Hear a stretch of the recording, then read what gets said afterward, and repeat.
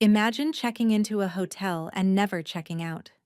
A young college student disappears inside a 19-story hotel known for its disturbing past.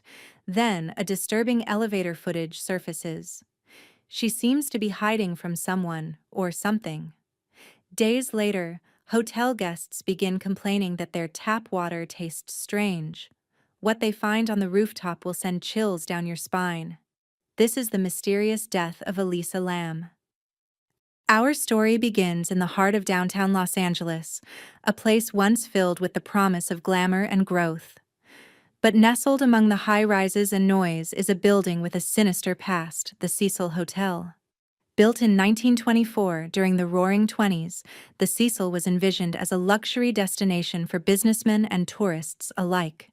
Its marble lobby, stained glass windows, and opulent architecture reflected the high society it hoped to attract. But that dream wouldn't last long. Just a few years after opening, the Great Depression struck. The once grand hotel began to fall into decline. Over the decades, the neighborhood around it Skid Row became known for crime, addiction, and poverty. The hotel adapted not by rising above, but by sinking deeper into the darkness around it. It became a haven for transients, long-term residents, and people with nowhere else to go. And that's when Cecil's grim reputation began to take shape. Despite its grim legacy, the hotel attempted a makeover. In 2011, a few floors were rebranded as the Stay on Main, a hostel-style accommodation aimed at young travelers looking for a budget option in LA. The Cecil and Stay on Main shared the same entrance, elevator, and infrastructure, but tried to project completely different images. On one side, you had tourists and Instagrammers looking for an affordable stay. On the other, residents who had seen things no guest ever should. What many of these travelers didn't know was the building's chilling past or what was still lurking inside. Elisa Lam was not a runaway. She wasn't reckless or rebellious. She was a 21-year-old college student, full of curiosity, thoughts, and emotions just like any of us. Born in British Columbia, Canada, Elisa was the daughter of immigrants from Hong Kong. She grew up helping her family run a restaurant in suburban Vancouver, and like many first-generation kids, she carried the weight of two cultures, East and West, on her shoulders. Elisa was also an introverted thinker. She spent a lot of her time reading, writing, and exploring ideas online. Her blog, first on Blogspot, then on Tumblr under the name Nouvelle Nouveau, was filled with confessional posts. She opened up about her mental health battles, especially with bipolar disorder and depression. She once wrote, "You're always haunted by the idea you're wasting your life." That vulnerability, that poetic sadness was both beautiful and heartbreaking. In January 2013, Elisa decided to take a solo trip to California. She wanted a break from school, from pressure, from everything. It was a journey of self-discovery, an attempt to find joy and light in a life that often felt too heavy. She planned to visit San Diego, Los Angeles, Santa Cruz, and San Francisco. Along the way, she'd call her parents daily, updating them on her travels. She took buses and trains. She visited bookstores and cafes. She posted vintage photos of herself online. Everything seemed to be going well until she arrived in Los Angeles. Elisa checked into the Cecil Hotel on January 26, 2013. At first, she shared a dorm-style room with strangers, common in hostel settings, but that didn't last long. Within 2 days, Elisa was moved to a private room, reportedly due to odd behavior that made her roommates uncomfortable. The hotel never released specifics, but this was one of the first signs that something might not be right. Despite that, Elisa kept calling her family back in Canada until January 31st, when her phone went silent. That was the day she was last seen. That was the day her story stopped making sense. January 31st, 2013, a cool, cloudy Thursday in Los Angeles. Inside the Cecil Hotel, Elisa Lam was supposed to check out and head to Santa Cruz, the next stop on her West Coast adventure. She had already purchased gifts for her family and messaged her parents the night before. But that morning, Elisa was gone. She missed checkout. She didn't call home. Her phone went straight to voicemail. For Elisa's family back in Canada, this silence wasn't just unusual, it was terrifying. They called the LAPD immediately. Within hours, she was officially declared missing. The LAPD began a search at the hotel. Officers spoke to hotel staff and management. They checked security footage, combed through her room, and even brought in dogs to sniff around. The canines reportedly searched the entire building, including hallways, stairwells, the lobby, and even the rooftop. But they found nothing. Her belongings were still in her room, her clothes, her laptop, and her prescription medications. Yet there was no sign of Elisa herself. As days passed, Elisa's face began appearing on missing posters around Los Angeles.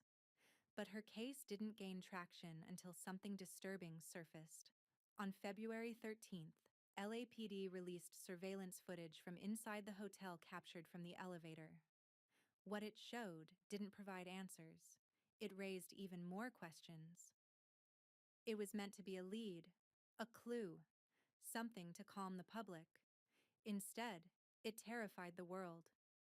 On February 13th, 2013, nearly 2 weeks after Elisa Lam vanished, the Los Angeles Police Department released a clip of hotel security footage taken from a single camera in a single elevator on one of the upper floors of the Cecil Hotel. The video was grainy. There was no sound. But what it showed quickly became one of the most disturbing and viral videos in internet history. The footage begins normally when Elisa enters the elevator, wearing a red hoodie, black shorts, and flip-flops. She leans forward and presses multiple buttons in a row, maybe 4 or 5. Then, she stands back and waits. But the elevator doors don't close. She looks confused and almost nervous. She steps into the hallway, peeks both ways, and quickly ducks back inside as if hiding from someone. She presses herself against the wall, then moves to the corner, then peeks out again. What happens next is what truly unsettled viewers. Elisa steps into the hallway and begins making bizarre hand movements. Her arms move stiffly, almost robotically, like she's trying to feel something in the air. At one point, she spreads her fingers wide, as if she's pushing away invisible forces or communicating with something unseen. Her feet shuffle. Her hands twist. Her gestures don't seem human. They seem haunted.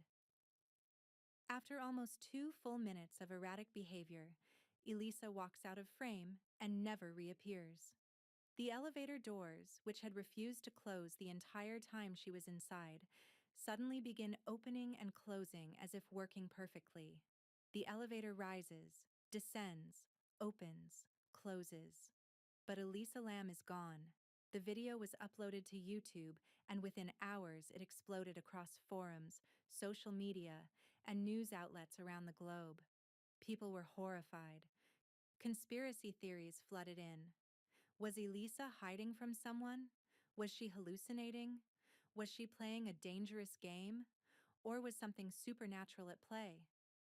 The elevator itself became a character, an eerie, silent accomplice in the unfolding mystery. Theories emerged from paranormal possession to government experiments, even ties to ancient curses. The strange behavior, coupled with the hotel's haunted history, created a storm of speculation. But no one could deny one thing. The video was deeply unsettling. It felt like watching a person disappear in real time. Days turned into weeks. Elisa Lam was still missing. No new leads, no sightings, no activity on her social media or phone. The police had searched for Cecil from basement to rooftop, but found nothing. Meanwhile, hotel guests began reporting something odd. At first, it was subtle. Guests complained about low water pressure. The taps would sputter, then run weakly. Then came the color. The water had a dark tint, brownish, almost black at times.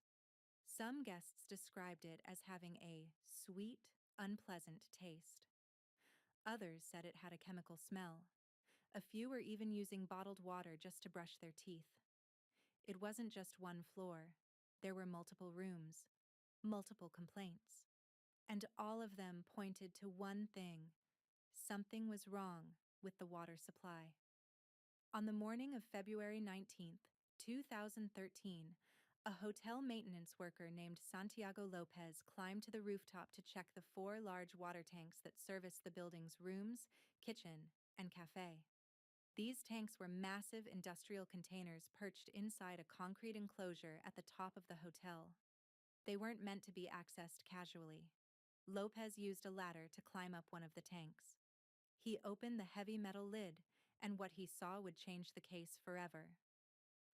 Floating just beneath the surface of the cold, dark water was the naked body of Elisa Lam.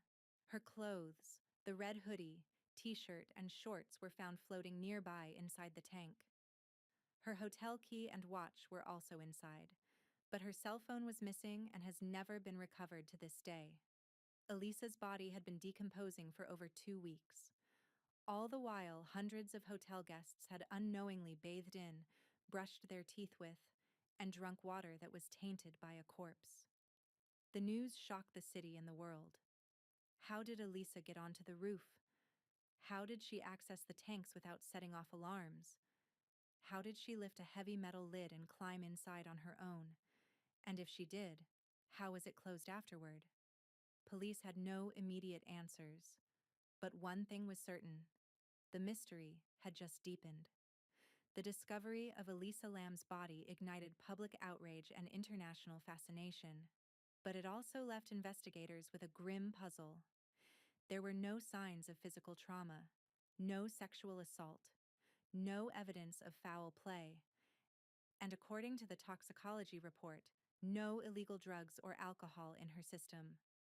But even as the LAPD began to form an explanation, nothing added up. The final autopsy report, released in June 2013, ruled Elisa Lam's death as an accidental drowning with bipolar disorder, listed as a significant factor.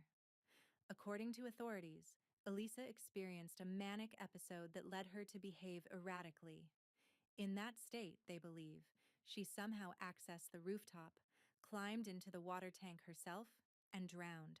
A tragic end, but one they considered unintentional. That explanation leaves behind a trail of disturbing questions. The roof was locked. The Cecil's rooftop was supposed to be inaccessible to guests.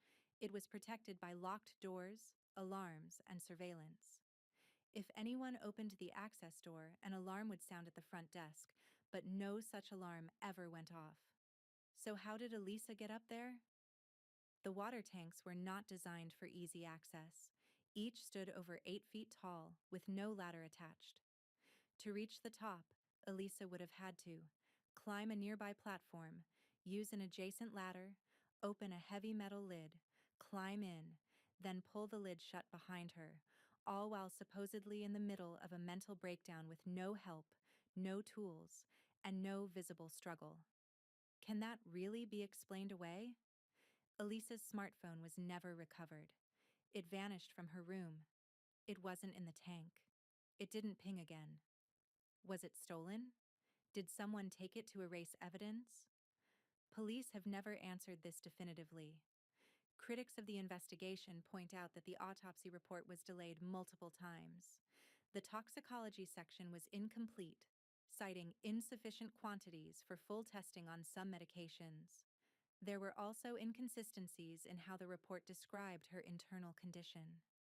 The coroner initially marked her cause of death as undetermined, then later revised it to accidental, without a clear explanation. Elisa had bipolar disorder. Yes, a condition she was open about online. But those close to her say she had been managing her condition, taking prescribed medications, and was not showing signs of severe instability before her trip. Could a manic episode alone explain the bizarre elevator behavior, the rooftop access, and the physical feat of getting into and sealing a water tank? Or was that narrative a convenient conclusion, To some, it seemed the authorities wanted to close the case quickly, label it a sad accident, and move on. But to the public and a growing army of online sleuths, Elisa Lam's death wasn't just tragic. It was deeply suspicious. Elisa Lam's death was officially ruled an accident. But for millions of people watching the footage, reading the autopsy, and examining the timeline, it felt like anything but. In the years since her death, countless theories have emerged. Some are grounded in logic, others plunge into the surreal. All of them point to one truth. This case refuses to be forgotten. One of the most prominent theories suggests Elisa wasn't alone on that rooftop. People point to her behavior in the elevator video as she peeks around the corner, hides, and gestures as if someone's following her. It doesn't look like a manic episode, it looks like fear. Could someone have been stalking her? Perhaps even a hotel employee with rooftop access? Cecil's sketchy security, its transient population, and its shared spaces make it plausible that someone could move unseen and possibly cover their tracks. But no fingerprints, no suspects, and no witnesses ever emerged. In the wake of the video going viral, amateur detectives scoured social media for clues and latched onto a Mexican musician named Morbid, who had once posted dark, horror-themed music videos and said he stayed at the Cecil Hotel a year before Elisa's death. Online outrage exploded. People accused him of murder. But Morbid had an airtight alibi. He was in Mexico at the time. The incident revealed the dangers of online witch hunts and how desperation for answers can sometimes create new victims. The official theory claims Elisa suffered from a bipolar episode, stopped taking her medication properly, and became disoriented, leading her to act erratically and ultimately climb into the tank herself. It's plausible, but incomplete. Her behavior was certainly unusual, but was it consistent with bipolar psychosis? Experts and advocates are divided. More importantly, it doesn't explain the physical logistics: the climb, the lid, the sealed tank, and the missing phone.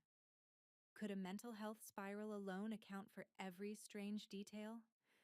Some believe Elisa's death was not just a tragedy, but a liability the hotel wanted buried. The Cecil had a long, gruesome history: suicides, murders, overdoses. It had been trying to rebrand as a hip, youthful hostel. A high-profile death of a young tourist could have destroyed that. Could the hotel have known more than it said?